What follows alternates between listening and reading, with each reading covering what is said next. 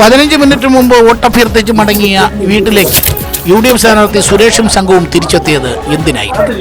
ഇവർ പോയതിനു ശേഷം ആ വീട്ടിലേക്ക് ഒരാൾ കൂടിയെത്തി. വോട്ടുള്ള ആളല്ല, പക്ഷേ ആള് വളരെ പ്രധാനപ്പെട്ട ഒരാൾ.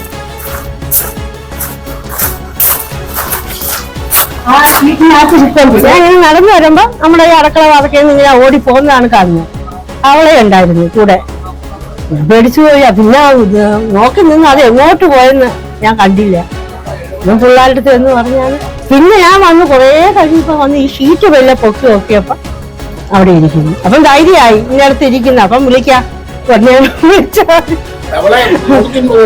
തവള പുറക്കുണ്ട്, പക്ഷെ പാമ്പ് മുമ്പേ പോയത്.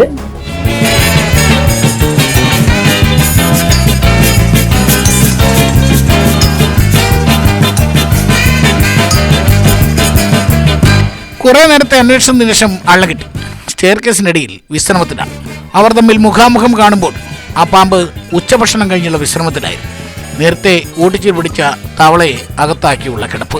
പാമ്പിനെ പിടികൂടാനായി സുരേഷിന്റെ ശ്രമം.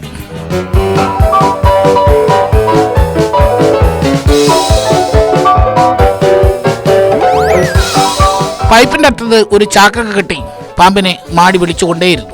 പക്ഷേ അത് പാമ്പിനത്ര ഇഷ്ടപ്പെട്ടില്ല. അത് കേറിയില്ല. പരാക്രമത്തിനിടയിൽ പാമ്പ് ആ തവളയെ തുപ്പിക്കളഞ്ഞു.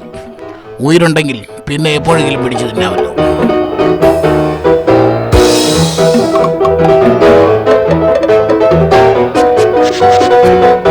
അവസാനം അറ്റ കൈ പ്രയോഗിച്ചു.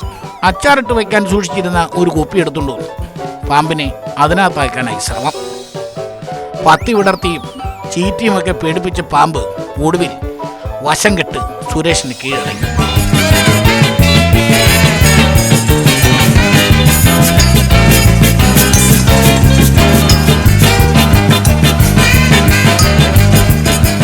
മൂർഖനാണ്, 1 വയസ്സായി പാമ്പിന്. അങ്ങനെ ആ പാമ്പിനെ പിടിച്ച് നമ്മളെ കുപ്പിക്കകത്താക്കി വെച്ചിരിക്കുകയാണ്. പിന്നെ ഇതിനെ വെളിയിൽ ആളില്ലാത്ത ഏതെങ്കിലും ഒരു കാട്ടിൽ കൊണ്ടുവന്ന് വിടണം. പാമ്പതാ കുപ്പിയിൽ. സുരേഷ് ശരിക്കും വാവാ സുരേഷായെന്ന് കൂട്ടുകാർ.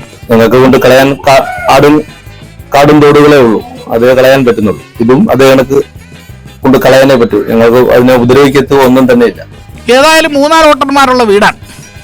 വോട്ട് ഉറച്ചാലും ഉറച്ചില്ലെങ്കിലും പാമ്പിനെ കണ്ടാൽ ഇനിയും വിളിക്കണേ എന്നാണ് സുരേഷ് അവരോട് പറഞ്ഞത്. കുഞ്ഞു പാമ്പാണ്. ഫാമിലി ഇവിടെ എവിടെയെങ്കിലും കാണും എന്ന ആത്മകഥത്തോടെ സ്ഥാനാർത്ഥിയും സംഘവും പാമ്പുമായി മടങ്ങി. പാമ്പിനെ പിന്നീട് തുറന്നു വിട്ടു. ലഞ്ച് കഴിഞ്ഞുള്ള വിശ്രമത്തിലായിരുന്നു കക്ഷി. ഏതായാലും സ്ഥാനാർത്ഥിയും കൂട്ടുകാരും വോട്ട് ചോദിക്കാൻ വന്ന വീട്ടിൽ സ്ഥാനാർത്ഥി പോയതിന് പിന്നാലെ എത്തിയ അന്ത്യ. പോയ സ്ഥാനാർത്ഥി അതുപോലെ തിരിച്ചു വന്ന് അദ്ദേഹത്തെ പൊക്കിനെ കുപ്പിക്കാതാക്കി. നീ എവിടെയും സുരക്ഷിതമായി കൊണ്ട് കളയും. ചെറിയ മൂർഖനാണ്. ഏതായാലും ജയിച്ചാലും തോറ്റാലും ഏത് വീട്ടിൽ പാമ്പ് കയറിയാലും ഇവിടെ എത്തുമെന്നാണ് സ്ഥാനാർത്ഥി വോട്ടർമാർക്ക് കൊടുക്കുന്ന വാക്ക്. എന്തല്ലേ?